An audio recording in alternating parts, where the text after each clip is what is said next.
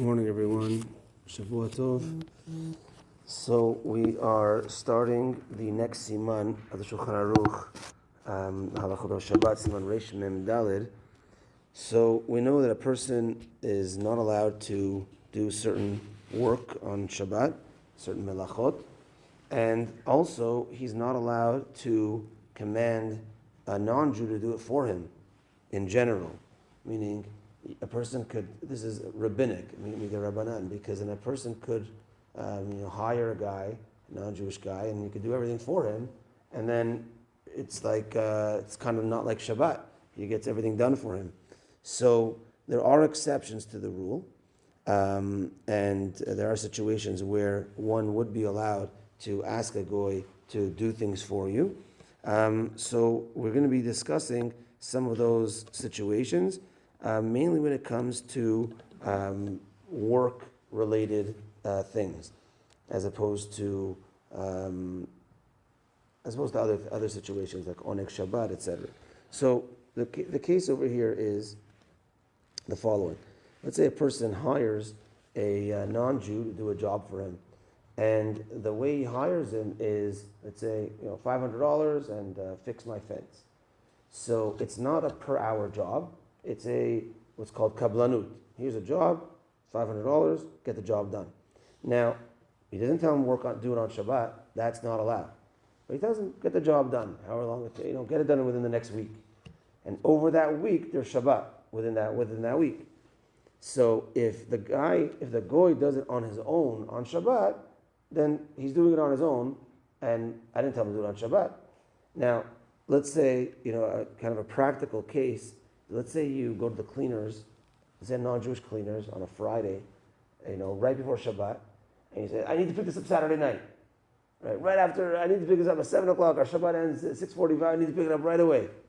So then you're not giving the non-Jew a chance to do it on a weekday. I can't get Shabbat's right now, you're coming right after Shabbat, so you're not telling me to do it on Shabbat, but basically there's no other time for the guy to do it.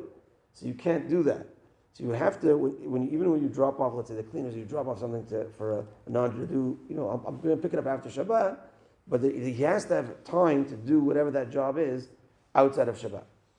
So in that type of situation, it is allowed to be done, because the goy is doing it on his own. He's getting paid for the job. He's not getting paid per hour. And therefore, if he's doing it on his own, he's working on Shabbat to fix your wall for $500.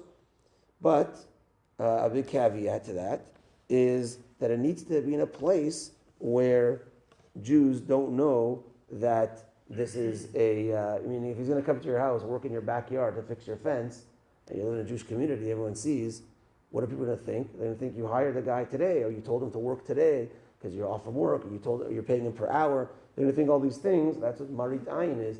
Their eye is going to think that it's not allowed, even though I told him, you have all week to do this, and I gave him $500 for it, and I didn't tell him I'm not paying him per hour.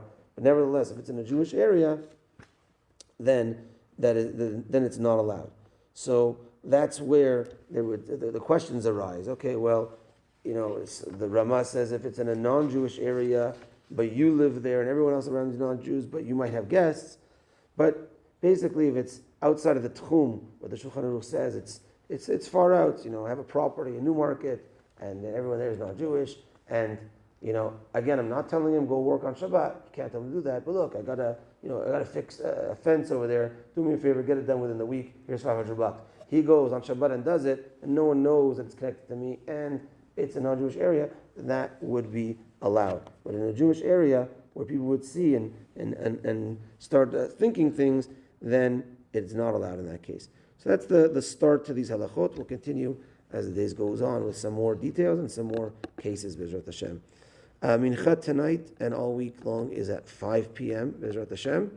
After shul this morning, we're going to be heading to the cemetery, those that could come, for Mr. Nisim Bahar, at the end of the Shiva. Tomorrow morning, after Shachar, we're going to be heading to the cemetery for Mr. Abrajel, Bezrat Hashem, at the end of the Shiva for him. And that's that. Have a good day, everyone, and Shavua Tov. Tamid V'Eliyahu.